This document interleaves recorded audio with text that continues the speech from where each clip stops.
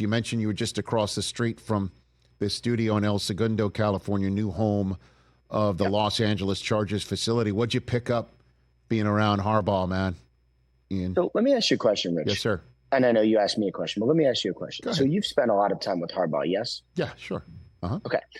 So the biggest takeaway for me, just Harbaugh-centric from the Chargers, was he's obviously an intense football coach. I think everyone knows that. He's a hard-driving, intense football coach. But people couldn't believe how good of a guy he is. Like, even like surprised, like players, people like just surprised. And then he seems to be pretty mellow considering what I thought he was supposed to be when he was with the 49ers. Did that change at some point, or did we all mistake who he was when he was with the Niners? I think he's just a different cat right now, Ian. And I know that obviously, Jim is as consistent as they come in terms of, his style of play and his style of coaching.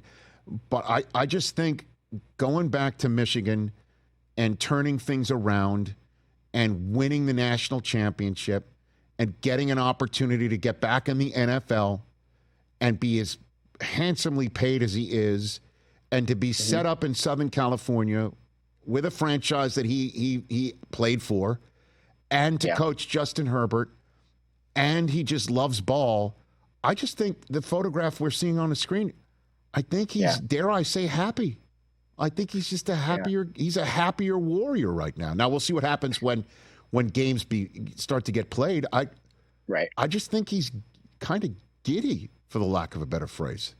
Ian. Yeah, I mean, that's what it feels like. Like, spent a while talking to Justin Herbert after practice. Like, he seems to like him a lot. And I know, like, football-wise, he's learning a lot. And I think Greg Roman is a really, really, really good hire. But Herbert seems to really like him and relish him and, like, just gets a big kick out of him. And that sort of sentiment is pretty universal there, which, you never quite can tell what you're going to get when you have a new coach. But I certainly was not expecting to get that feel from the Chargers.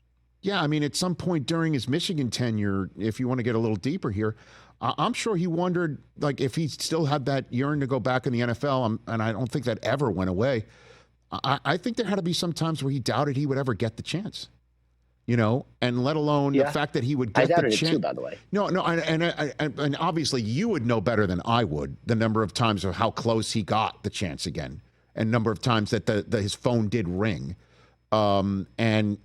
And so for him to get this opportunity after hanging the banner in Michigan and getting to coach Justin Herbert in SoFi Stadium, I mean, and he not to tell all his personal deal, but I mean, he doesn't live too far from the Chargers facility, which isn't far at all from the stadium.